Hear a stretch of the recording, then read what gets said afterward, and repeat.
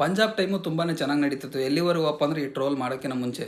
So ದಯವಿಟ್ಟು ಪ್ರತಿಯೊಬ್ಬರಿಗೂ ಹೇಳೋದು ಇಷ್ಟೇ, ಯಾರು ಕೆಳಗೆ ಬಿದ್ದಾಗ ಅಥವಾ ಯಾವಾಗಲೂ ಬಿದ್ದಿದ್ದನ್ನ ಆಗ್ಲೆಲ್ಲ ಪದೇ ಪದೇ ನೆಪಸಕ್ಕೆ ಹೋಗಬಾರ್ದು. ಕರ್ಮ ಅನ್ನೋದು ಸುಮ್ಮನೆ ಬಿಡಲ್ಲ ಅಂತ ಹೇಳ್ಬಿಟ್ಟು ಈ ಪಂಜಾಬ್ ನೋಡ್ರೆ ಗೊತ್ತಾಗುತ್ತೆ. 5 ಕಂಟಿನ್ಯೂಸ್ಲಿ ಮ್ಯಾಚ್ ಸೋತಿರೋದು. ಟಾಪ್ 2 ಅಲ್ಲಿ ಇರಬೇಕಾಗಿರೋ ಟೀಮು ಇವಾಗ ನೋಡ್ರೆ ಒಳಗೆ ಪ್ಲೇ ಆಫಿಗೆ ಬರುತ್ತೆ ಇಲ್ಲದಂದರೆ ಡೌಟ್ ಐತೆ. ಹಿಂಗಾದರೆ ಕಷ್ಟ ಐತೆ. ಸೆಮಿಫೈನಲ್ ಅಂತೂ ದೂರದ್ದೇ ಮಾತು. ಎಂಥ ಚೆನ್ನಾಗಿ ಹೋದ ಸರಿ ಫೈನಲ್ವರೆಗೂ ಬಂದಿತ್ತು. ಇವೆಲ್ಲ ಯಾಕೆ ಬೇಕು ಪಂಜಾಬ್ ಅವ್ರಿಗೆ?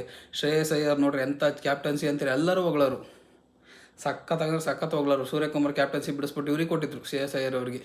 ಯಾವನ ಅಡ್ಮಿನ್ಗೆ ತೋದ ನನ್ನ ಮಗ ಟ್ರೋಲ್ ಮಾಡ್ದು. ಅಭಿಮಾನಿಗಳು ಶಾಪ, RCB ಅಭಿಮಾನಿಗಳು ಶಾಪ. ಸುಮ್ಮನೆ ಬಿಡುತ್ತಾ ಹೌದು ಕಂಟಿನ್ಯೂಸ್ಲಿ. ಇವೆಲ್ಲ ಯಾಕೆ ಬೇಕಿತ್ತಪ್ಪ ಅಡ್ಮಿನ್ ನಿನಗೆ? ಕಂಟಿನ್ಯೂಸ್ಲಿ ಸೋತ ಈಗ ನೆಕ್ಸ್ಟ್ RCB ಮೇಲೆ ಐತೆ. RCB ಅವ್ರು ಸುಮ್ಮನೆ ಬಿಡ್ತಾರೆ, ನಾಯಿ ಹೊಡೆದಂಗೆ ಹೊಡಿತಾರೆ. ನೀವು ಮಾಡೋ ಟ್ರೋಲಿ ಬಿಡು ಹಾಳಾಗೋಲಿ ಅಂತ ಬಿಡೋರು ಬರಲಿ ಪ್ಲೇ ಆಫಿಗೆ ಅಂತ.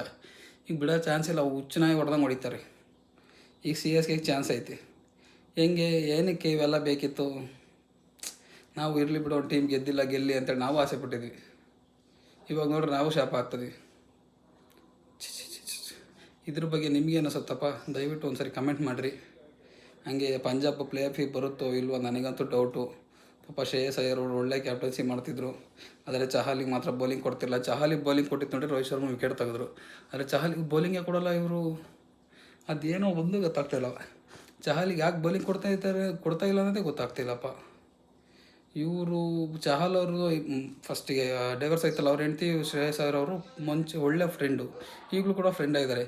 ಏನಾರು ಅದೇ ಸಿಟ್ಟು ಹಿಡ್ಕೊಂಡು ಏನಾರು ಬೌಲಿಂಗ್ ಕೊಡ್ತಿಲ್ವೋ ಏನೋ ಒಂದು ಗೊತ್ತಾಗ್ತಿಲ್ಲ ಪಾಪ.